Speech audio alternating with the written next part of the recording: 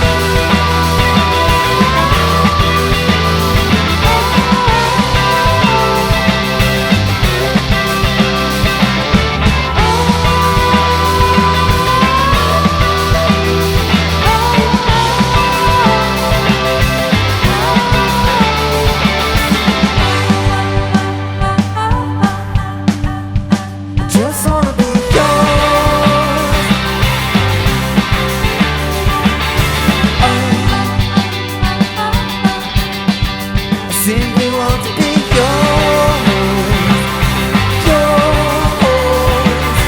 Oh, just wanna be yours. Oh, simply want to be yours.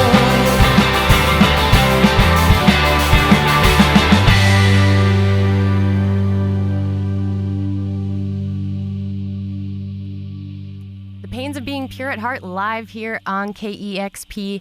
That sounds awesome, you guys. Thank you so much again for making it out here today.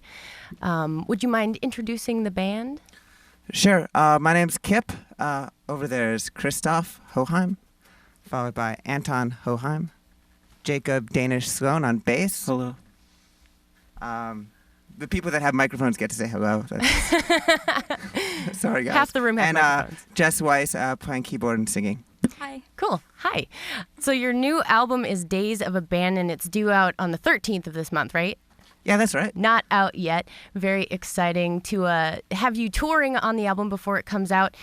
Can you talk a little bit about the process of writing this album and how it came about since the last time you had an album out?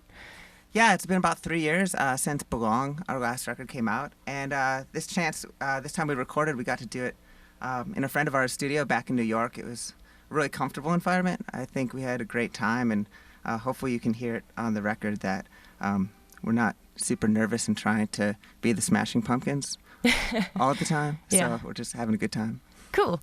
Is there any sort of theme to this album at all, or was it just naturally occurring songs? If there is a theme, I don't know what it is, but yeah, there's just sort of we wrote a bunch of songs and tried to record the good ones and not record the bad ones. Yeah. And hopefully that turned into a good record. Cool. The album art to this new album is really interesting. It's a really awesome piece. I read it was done by a South Korean artist. That's right. It's a young female artist named Lee Jinju from South Korea, and I came across her work a couple years ago, and I was really enthralled by it, and I thought it was really ideal for this album, which I think the sound of it is very, superficially pretty. It's probably our lushest, most ornate kind of record so far.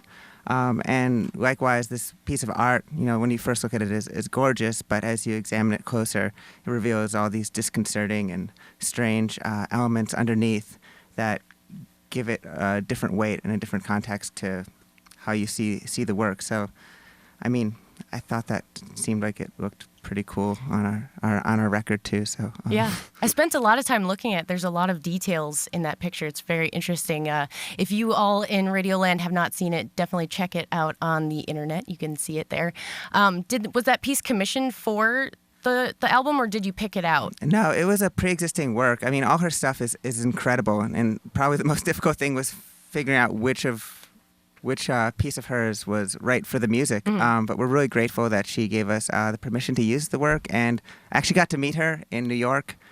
She had a show, and I don't speak Korean, and she doesn't really speak English, but we smiled a lot and tried to express how I admired her, and hopefully it came through. Cool, that's awesome. You are playing tonight at the Vera Project here in Seattle. Tomorrow you're headed to Portland playing the Hollow Scene. And then on your album release day, you're going to be down in Denver at Twist and Shout, right? Yeah, that's right. The record comes out May 13th, and we have a show that night in Denver. So we're celebrating the release of the record at that shop called Twist and Shout Records. So did it kind of work out that way, just on the tour schedule, or was that on purpose to have the... It was definitely intentional. We wanted to have our album release in Denver. That was very important to our music, to connect with the Apples in Stereo, Dressy Bessie, and other great Denver bands, which played a big part of my musical formation. So to be able to do it in Denver was symbolically important, yes. Cool. Awesome. So the new album is Days of Abandon, out on the 13th. You can pick it up on that day here in the U.S. Would you mind playing a couple more songs for us? Not at all. Thank you.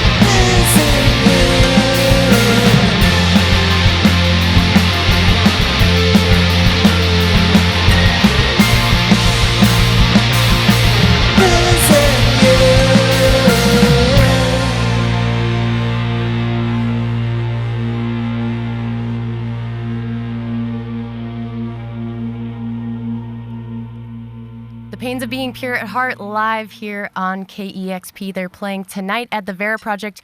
You guys are playing with Fear of Men, right? Yeah, we're playing with Fear of Men. In fact, Jess is in Fear of Men. Oh! And they're going to be doing a KXP session right at after 3. this. Yeah, that's right. Okay, so you'll be sticking around. Don't touch that dial. Don't go anywhere. Get a whole preview of the show tonight at the Vera Project, so stick around for that. Congrats on the new album. From what I've heard today, it sounds very, very good. And have a great tour. And congrats on the release. Well, thank you so much, and thanks KXP for having us come down. Of course. We hope to see you again soon. And keep it tuned right here to Listener Powered 90.3 FM, KEXP Seattle.